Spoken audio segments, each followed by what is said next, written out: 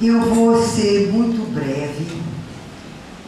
Depois das exposições que nós ouvimos, eu quero dar um testemunho, porque eu fui colega do Salinas.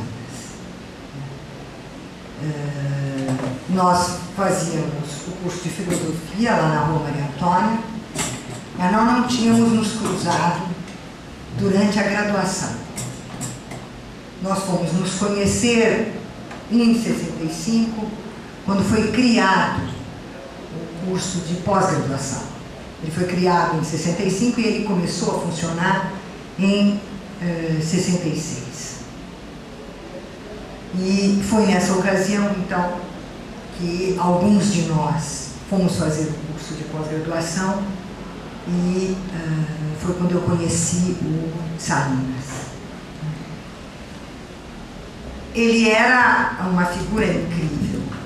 Por um lado, como eu costumo dizer, eu acho que foi o homem mais bonito que eu já conheci no mar.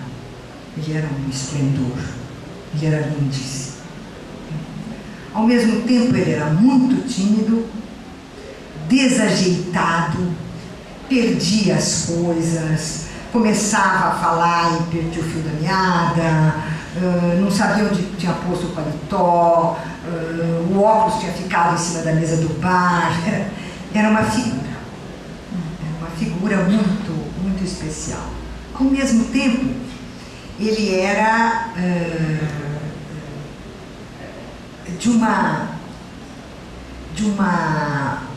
de um frescor psicológico, moral incrível.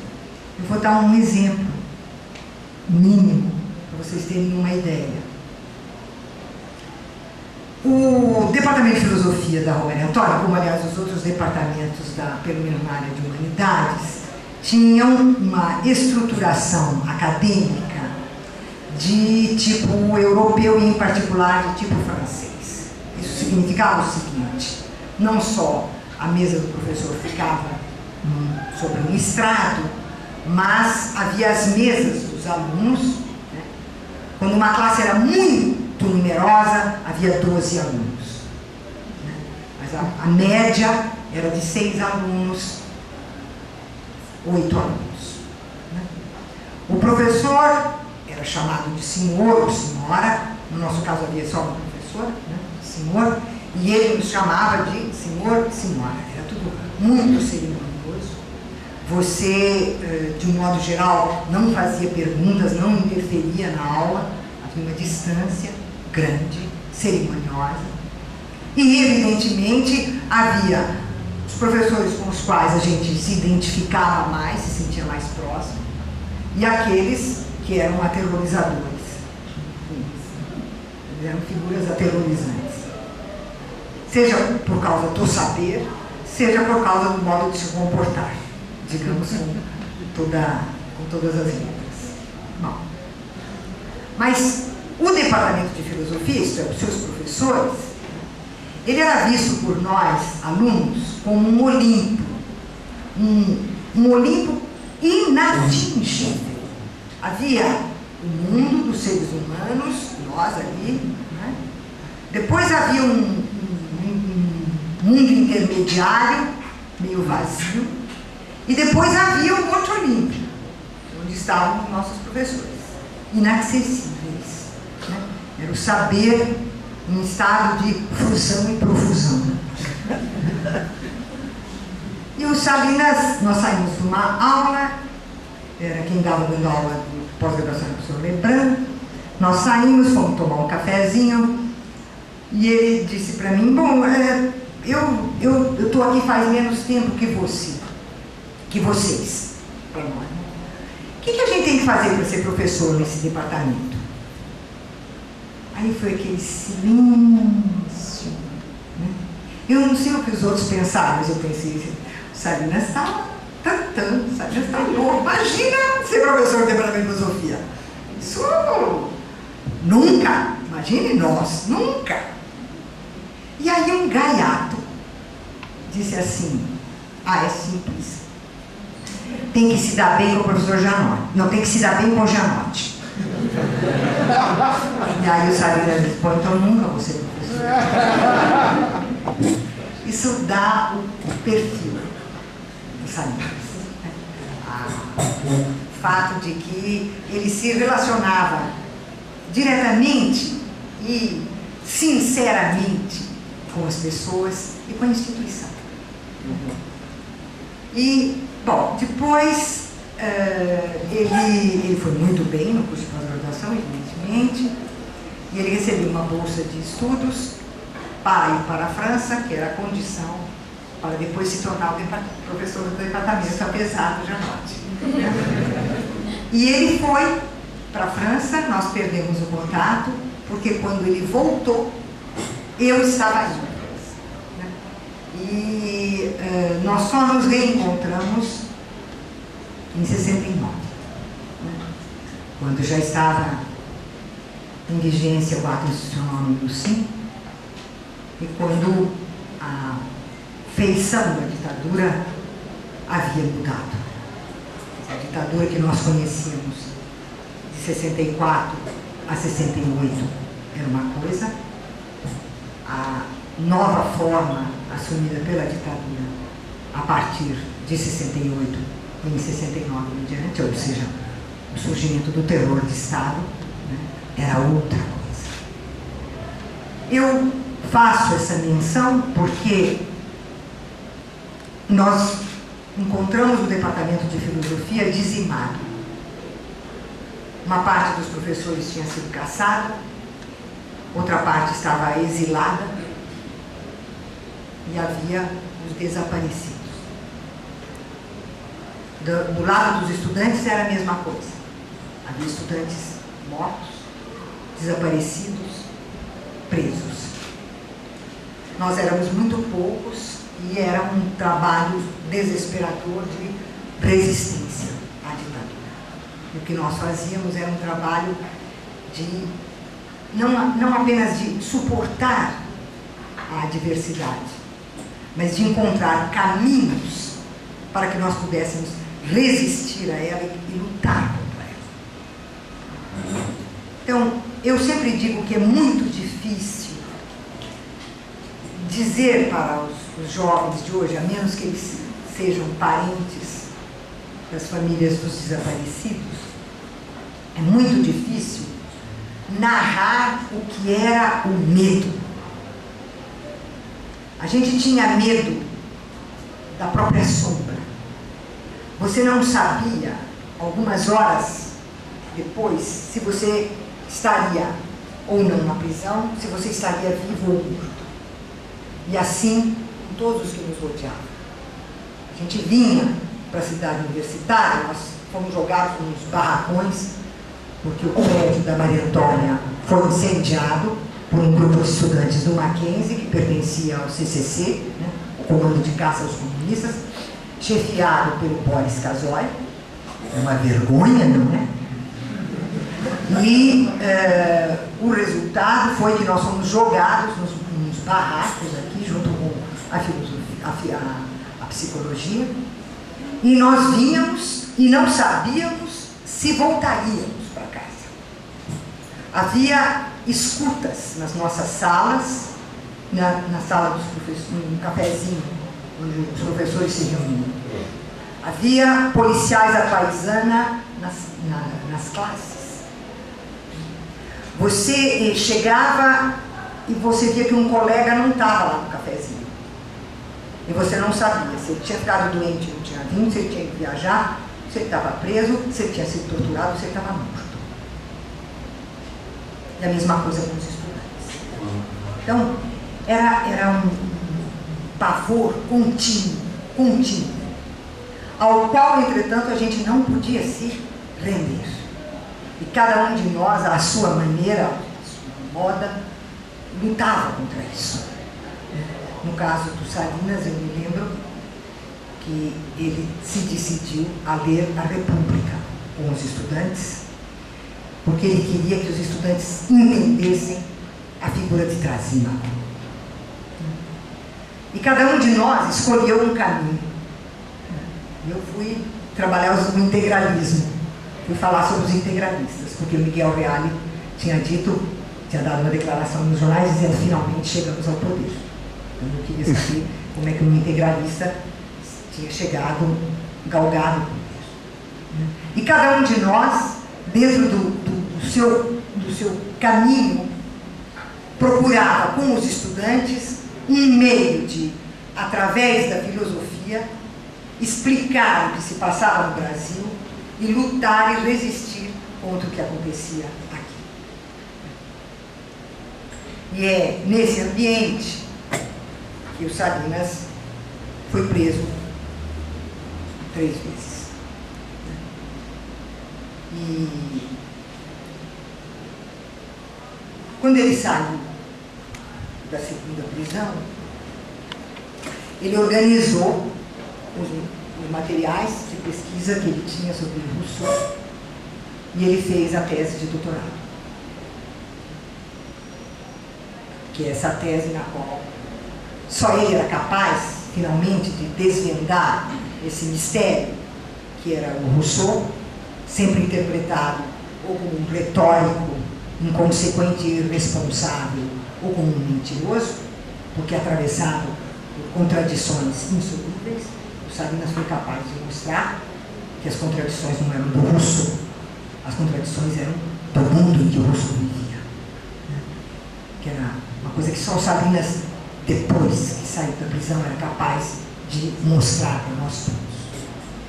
Mas o que foi muito impressionante foi o dia da defesa de tese.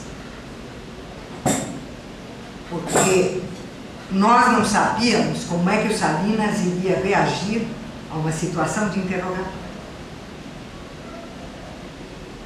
E todos os amigos vieram, os estudantes, o salão nobre da faculdade ficou cheio, a banca se constituiu, e o Salinas não respondeu nada para ninguém. O arguidor falava e o Salinas tinha um olhar distante, vago, longínquo. E você sabia que ele não estava ali, que ele estava numa outra sala, que ele estava ouvindo um outro interrogatório, que ele estava ouvindo outras vozes e que ele não podia se relacionar com isso.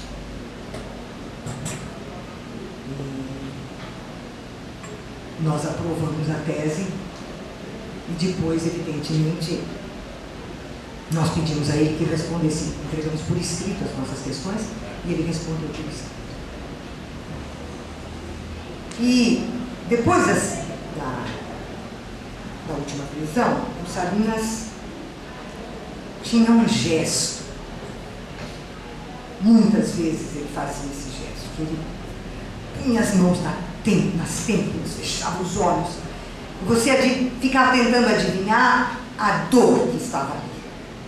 A dor das lembranças, a dor física, a dor psíquica, o desespero, a vergonha, a raiva, a cólera, o destino, a fatalidade, a luta, tudo que aparecia naquela fisionomia e nas mãos, nas têmporas. E há uma coisa que ele escreve no livro, e a gente devia ter dado atenção a isso. A gente não deu suficiente atenção. O que ele diz é que a dor que ele sente é uma dor que não é possível desmanchar. É uma dor que bate nas grades da cabeça. E ele diz, e essa dor vai me matar. E ele fez esse gesto antes de morrer. E a gente não imaginava que isso era possível. Eu, pelo menos, não imaginava que isso era possível. Agora, o que Salinas fez, e é o que a Maria das Graças mostrou através da obra, e o que a Irene mostrou através do livro, o que Salinas fez é aquilo que um grande filósofo faz, que é transformar a experiência bruta, nua, na sua violência pura, em experiência compreendida. E foi por isso que ele escreveu.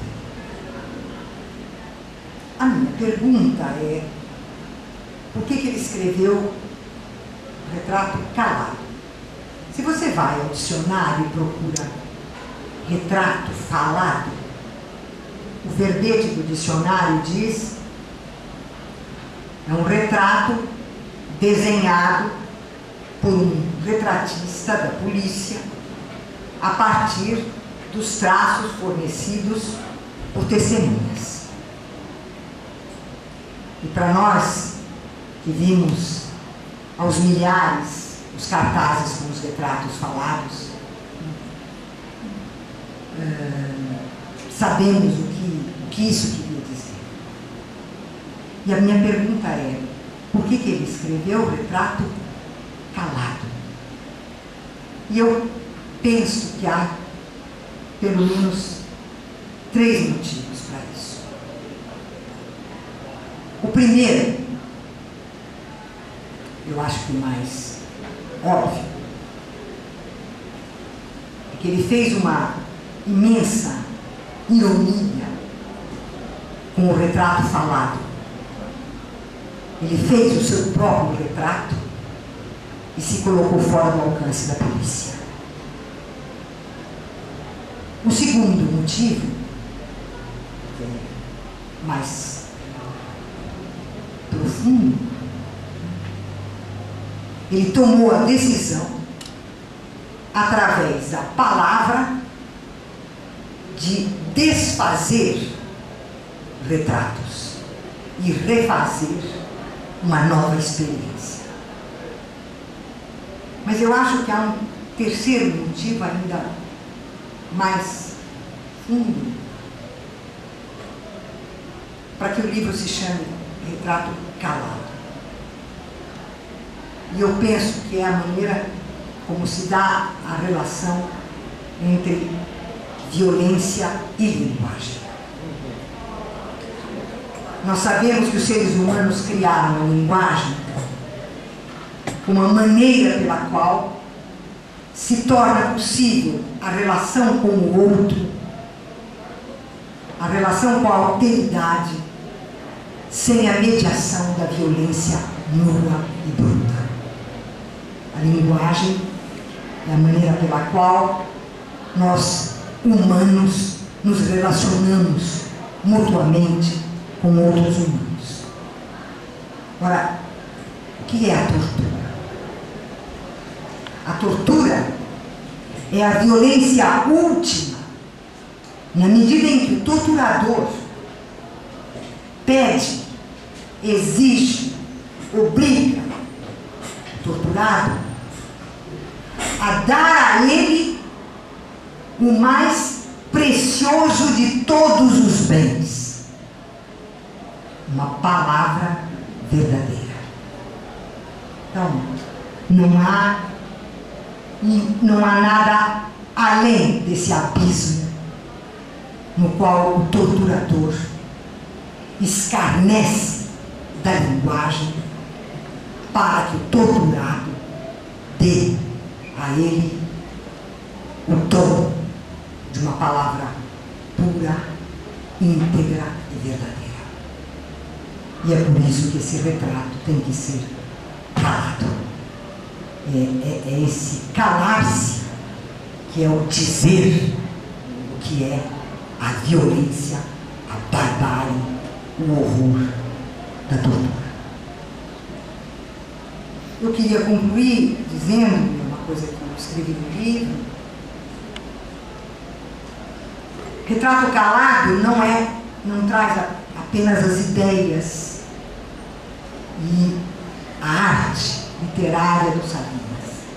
Ela deixa transparecer aquilo que nós, amigos, sabemos dele. Íntegro de caráter, puro de coração,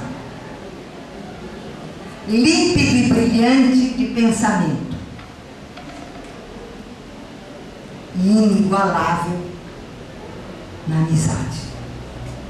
Porque Salinas sabia, junto com Aristóteles, que os amigos, no seu bem-querer, suplantam a nossa finitude e imitam a plenitude do divino.